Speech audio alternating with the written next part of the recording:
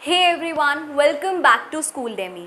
तो जो बच्चे कंपार्टमेंट एग्जामिनेशन 2020 के लिए प्रिपेयर कर रहे हैं, मेरी तरफ से ऑल द वेरी बेस्ट। आपको पता है मैं इन वीडियो में बात कर रही हूँ इम्पॉर्टेंट क्वेश्चन जो कि कंपार्टमेंट बायोलॉजी क्लास 12th के लिए इम्पॉर्टेंट हैं। मैंने चैप्टर 7 तक डिस्कस कर लिया था, चैप्टर 1 टू चैप्टर 7 पिछली वीडियो में मैं डिस्कस कर चुकी हूँ। मैं पिछली वीडियो का लिंक डिस्क्रिप्शन बॉक्स में डाल दूँगी। आज हम 8th चैप्टर से शुरू करेंगे और जैसे मैंने पिछली बार डिस्कस किया था चैप्टर वाइज इंपॉर्टेंट क्वेश्चन, वो मैं इस वीडियो में भी कंटिन्यू करूँगी। तो चैप्टर 8 से हम शुरू करेंगे।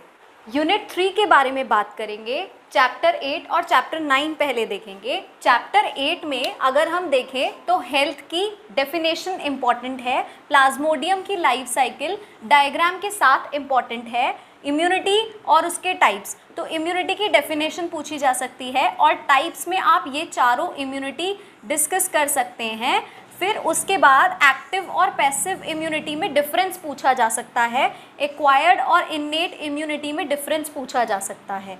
अगर हम अगले टॉपिक की बात करें तो एंटीबॉडी मॉलिक्यूल का स्ट्रक्चर, एनसीईआरटी में डायग्राम जो भी गिवन है आपको वो रफ डायग्राम की प्रैक्टिस करनी है। नीट डायग्राम्स की आप बार बार प्रैक्टिस करेंगे और आप डायग्राम, अगर आपको कंटेंट में प्रॉब्लम हो रही है तो भी आप डायग्राम प्रिपेयर करेंगे। आपने कंटेंट प्रिपेयर कर लिया है तो भी आप डायग्राम प्रिपेयर करेंगे। एक्स्ट्रा मार्क्स पक्का आपको एक्स्ट्रा मार्क्स मिलेंगे। एड्स के बारे में आप एक शॉर्ट नोट प्रिपेयर करेंगे और उसका कॉजेटिव एजेंट के बारे में प्रिपेयर करेंगे। बेनाइन ट्यूमर और मेलिग्नेंट ट्यूमर में डिफरेंस पूछा जा सकता है। ड्रग्स का नेम कहाँ से मिलता है, सोर्स, और उसके क्या हार्मफुल इफ़ेक्ट हैं वो भी आप प्रिपेयर करेंगे। जितना सब एनसीईआरटी में गिवन है वो सब आपको प्रिपेयर करना है। विड्रॉल सिम्टम की आपको डेफिनेशन याद करनी है। Effect of drug and alcohol abuse in adolescent and precaution आप बहुत अच्छे से याद करेंगे। ये वैल्यू बेस्ड क्वेश्चन में पूछा जा सकता है। तो आपने देखा चैप्टर 8 आपको कैसे प्रिपेयर करना है। चैप्टर 9 की अगर हम बात करें, एनिमल हस्बेंड्री वाला टॉपिक आपको प्रिपेयर करना है। इन ब्रीडिंग और आउट ब्रीडिंग में आपको डिफरेंस प्रिपेयर करना है। इन ब्रीडिंग डिप्रेशन पे आपको बहुत अच्छे से प्रिपेयर करना है, क्वेश्चन पूछा जाता है कई बार। और आउट ब्रीडिंग, आउट क्रॉसिंग और क्रॉस ब्रीडिंग में डिफरेंस, जैसे आउट ब्रीडिंग और आउट क्रॉसिंग में डिफरेंस पूछा जा सकता है, आउट क्रॉसिंग और क्रॉस ब्रीडिंग में डिफरेंस पूछा जा सकता है, और आउट ब्रीडिंग और क्रॉस ब्रीडिंग में भी डिफरेंस पूछा जा सकता है। तो आप टेबुलर कॉलम में इस डिफरेंस को प्रिपेयर करेंगे और आपस में इनका डिफरेंस आपको समझ में आना चाहिए ताकि आप एग्ज़ाम में इसे अटेम्प्ट कर पाएँ। MOET पे आपको एक शॉर्ट नोट पूछा जा सकता है या इसकी फुल फॉर्म पूछी जा सकती है। एपीकल्चर आपको प्रिपेयर करना है, पिसिकल्चर प्रिपेयर करना है। 2 मार्क्स के लिए इसे प्रिपेयर कर लीजिएगा। प्लांट ब्रीडिंग के बारे में आपको पता होना चाहिए और इसके 5 स्टेप्स जो एनसीईआरटी में गिवन है वो आपको प्रिपेयर करने हैं। मेथड ऑफ डिजीज़ रेजिस्टेंस भी प्रिपेयर करना है, लेकिन प्लांट ब्रीडिंग और उसके 5 स्टेप्स ज़्यादा इंपॉर्टेंट हैं। और इसमें जो टेबल गिवन है एनसीईआरटी में, ट्राई कीजिए आप 2 एग्जाम्पल एटलीस्ट याद कर लें। और टिश्यू कल्चर ज़्यादा इंपॉर्टेंट है, टिश्यू कल्चर मत छोड़िएगा। अब हम चैप्टर 10 के बारे में बात करेंगे। चैप्टर 10 कंटिन्यू करेंगे यूनिट 3 में ही। इसमें लैक्टिक एसिड बैक्टीरिया का फंक्शन पूछा जा सकता है और मिल्क टू कर्ड की प्रिपरेशन पूछी जा सकती है। कुछ जो और क्वेश्चन फ्रेम हो सकते हैं 1 मार्क क्वेश्चन में, वो इसी टॉपिक में है कि जो ब्रेड मेकिंग में सेक्रोमाइसिस सेरिवेसी यूज़ होता है, इसे ब्रूअर्स यीस्ट बोलते हैं। और क्लॉट बस्टर जो होता है वो स्ट्रेप्टोकाइनेज प्रोड्यूस करता है बाय स्ट्रेप्टोकोकस बैक्टीरिया। ये आपको पता होने चाहिए, ये 1 मार्क क्वेश्चन में पूछे जा सकते हैं। ठीक है। साइक्लोस्पोरिन ए का फंक्शन पूछा जा सकता है। प्राइमरी और सेकेंडरी सीवेज ट्रीटमेंट से रिलेटेड क्वेश्चन पूछे जा सकते हैं। बायोगैस प्लांट में आपको शॉर्ट नोट प्रिपेयर करना है इस पे, और इसका जो डायग्राम है वो प्लीज़ प्रिपेयर कर लीजिएगा, उससे क्वेश्चन बनने की प्रोबेबिलिटी बहुत ज़्यादा है। और आपको फुल फॉर्म पूछी जा सकती है IARI और KVIC की, और BT कॉटन के बारे में आपको पता होना चाहिए। यूनिट 4 बायोटेक्नोलॉजी, इसमें 2 चैप्टर्स हैं, तो आपके लिए गोल्डन अपॉर्चुनिटी है कि आप इस चैप्टर को अच्छे से प्रिपेयर कर सकते हैं क्योंकि इसका मार्क वेटेज भी ज़्यादा है और 2 ही चैप्टर हैं। चैप्टर 1 की बात करें तो इसमें रिकॉम्बिनेंट DNA टेक्नोलॉजी के जितने टूल्स हैं आपको वो प्रिपेयर करने हैं विद डायग्राम्स। एक्सो और एंडो न्यूक्लियस में डिफरेंस पूछा जा सकता है या फिर शॉर्ट नोट भी आ सकता है। डिफरेंस के टाइप में अगर आप चीज़ें तैयार करेंगे तो आपके लिए शॉर्ट नोट करना आसान हो जाएगा, क्योंकि कंटेंट सेम ही होता है।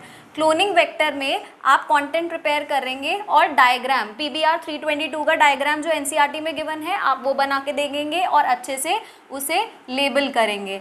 जेल इलेक्ट्रोफोरेसिस का डायग्राम भी और कंटेंट भी। इंसर्शनल इनएक्टिवेशन बहुत इंपॉर्टेंट है, इसकी छोटी सी ही डेफिनेशन है, आपको वो प्रिपेयर करनी है। और PCR के तीनों स्टेप्स विद डायग्राम। और बायोरिएक्टर क्या होते हैं और उसके दोनों टाइप्स, डायग्राम हो सके तो प्रिपेयर कर लीजिएगा। अगर हम अगले चैप्टर के बारे में बात करें तो जेनेटिकली मॉडिफाइड ऑर्गेनिज्म के डायग्राम क्या है। 5 एडवांटेजेस आपकी NCERT में गिवन है, वो 5 एडवांटेजेस और एग्जाम्पल आपको आने चाहिए। BT कॉटन बहुत ज़्यादा इंपॉर्टेंट है, BT कॉटन प्रिपेयर करेंगे। क्राई वर्सेस क्राई में डिफरेंस पूछा जाता है और rDNA और cDNA में डिफरेंस पूछा जाता है। डिफरेंस सबसे पहले प्रिपेयर कीजिए, डायग्राम सबसे पहले प्रिपेयर कीजिए, आधी से ज़्यादा चीज़ें प्रिपेयर हो जाएंगी क्योंकि शॉर्ट नोट्स उसी में से पूछे जा सकते हैं। डिफरेंस भी आपने प्रिपेयर कर ही लिए होंगे, तो उसके बाद अगर आप डायग्राम प्रिपेयर करेंगे ऑलमोस्ट 60% सिलेबस आपका कवर हो जाएगा। मोबाइल जेनेटिक एलिमेंट्स और ट्रांसपोजन्स पे काफ़ी बार क्वेश्चन पूछा गया है 2 मार्क में, ये प्रिपेयर कर लीजिएगा। इंसुलिन का प्रोडक्शन विद डायग्राम ये इम्पॉर्टेंट है, ये भी प्रिपेयर कर लीजिएगा।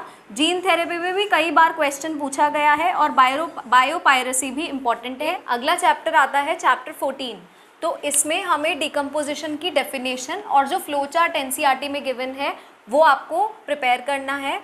PAR इसकी डेफिनेशन, इसके बारे में पता होना चाहिए। ट्रोफिक लेवल आपको पता होना चाहिए। और इकोलॉजिकल पिरामिड, चारों इकोलॉजिकल पिरामिड आपको बनाने आने चाहिए और उसके बारे में आपको पता होना चाहिए विद एग्जाम्पल। फूड चेन और फूड वेब में डिफरेंस आपको पता होना चाहिए और दोनों का एग्जाम्पल पता होना चाहिए। हाइड्रार्क और जीरार्क सक्सेशन में डिफरेंस पूछा जा सकता है और इंडिविजुअली शॉर्ट नोट भी आ सकता है। गैशियस और सेडिमेंट्री साइकिल में डिफरेंस और जो बाकी साइकिल दे रखी हैं जैसे कार्बन साइकिल और ये सब आपको ड्रॉ करनी, इसका कंटेंट आना चाहिए। और बेटर होगा कि आप कोई और रेफरेंस बुक के थ्रू कंटेंट लिखने की जगह उसे ड्रॉ कर दें, तो वो जल्दी मार्क्स मिल जाएंगे, अच्छे मार्क्स मिल जाएंगे आपको। और फॉस्फोरस साइकिल का कंटेंट विद डायग्राम जो NCERT में गिवन है। नेक्स्ट चैप्टर की हम बात करेंगे, इसमें ज़्यादा चीज़ें नहीं हैं, इसमें जितना भी आपकी ये तीनों डाइवर्सिटीज़ के बारे में बताया हुआ है, genetic diversity, species diversity, ecological diversity, 1 mark में ये पूछा जा सकता है। स्पीशीज़ एरिया रिलेशनशिप पे 2 या 3 बार क्वेश्चन पूछा जा सकता है, ये बहुत इंपॉर्टेंट है। 6th एक्सटिंक्शन ये आपको पता होना चाहिए। बायोडाइवर्सिटी लॉस, क्योंकि ये एनवायरमेंटल इशू है तो ये भी आपको पता होना चाहिए। इन situ और ex situ कंजर्वेशन में डिफरेंस भी पूछा जा सकता है और शॉर्ट नोट में भी आ सकता है, आपको इसका एग्जाम्पल पता होना चाहिए। लास्ट चैप्टर की अगर हम बात करें तो ये जितनी भी एक्ट्स हैं ये सब आपको पता होना चाहिए। Environmental protection act, air prevention and control act, water prevention and control act और मॉन्ट्रियल प्रोटोकॉल, ये कब फ्रेम हुए थे, कौन से ईयर में, और ये इनका क्या काम होता है, क्या फंक्शन है। BOD के बारे में आपको पता होना चाहिए। शॉर्ट नोट या 1 या 2 मार्क्स में ये पूछा जा सकता है। एक ग्राफ और आपकी NCERT में गिवन है, प्लीज़ वो ग्राफ प्रैक्टिस करके जाइए। उसमें लेबल आपसे पूछा जा सकता है, वो ग्राफ ऑलरेडी ड्रॉन गिवन होगा, बस आपको लेबल करना होगा, उसमें बहुत बच्चे नंबर कटवाते हैं। एल्गल ब्लूम पे शॉर्ट नोट आ सकता है। Short note in the sense ये सब 2-2 मार्क में पूछे जा सकते हैं। आप 1 या 2 रीडिंग लगाएंगे या बच्चों ने पहले भी रीडिंग लगा रखी होगी, आप सिर्फ 2 बार रीडिंग लगाइए, आपको ये सब समझ में आ जाएगा। ये सबसे ईजी चैप्टर है। बायोमैग्निफिकेशन में आपको इस पे शॉर्ट नोट भी पूछा जा सकता है और इसका एक डायग्राम गिवन है DDT वाला, आप वो भी एक बार देख लीजिएगा। उसमें डायग्राम नहीं बनाना है, बेसिकली वो एक फ्लो चार्ट टाइप है, वो आपको पता होना चाहिए। यूट्रॉफिकेशन पर शॉर्ट नोट पूछा जा सकता है। इलेक्ट्रॉनिक वेस्ट, क्योंकि ये प्रेजेंट डे रिक्वायरमेंट है सोसाइटी को समझने के लिए, बोर्ड भी इसी टाइप से क्वेश्चन फ्रेम करता है। ओजोन लेयर डिप्लीशन पे क्वेश्चन पूछा जा सकता है और डिफॉरेस्टेशन पे क्वेश्चन पूछा जा सकता है। अगर ये सब चीज़ें आप 2 बार भी पढ़ लेंगे तो वहाँ पर आप अटेम्प्ट करने लायक इतना हो जाएंगे कि आप कर लेंगे। प्लीज़ इसे मत छोड़िएगा। तो आप इन टोटल 16 चैप्टर्स को इसी तरीके से फॉलो कर सकते हैं। काफ़ी चीज़ें आपको ऑलरेडी आती होंगी, कुछ चीज़ें अगर आपसे छूट गई हैं रिवाइज़ करते हुए या कोई पोर्शन ऐसा है जो आपका वीक है, प्लीज़ इन सब इम्पॉर्टेंट टॉपिक्स को कंसिडर करते हुए उन टॉपिक्स को रिवाइज़ कीजिए। आप बहुत अच्छे से परफॉर्म करेंगे एग्ज़ाम में। आप अपना माइंड रिलैक्स करके जाइएगा, वहाँ पर आराम से सोचिएगा, डायग्राम बहुत अच्छे से बनाइएगा, फ्लो चार्ट्स यूज़ कीजिएगा। आप पक्का अच्छे मार्क्स स्कोर करेंगे।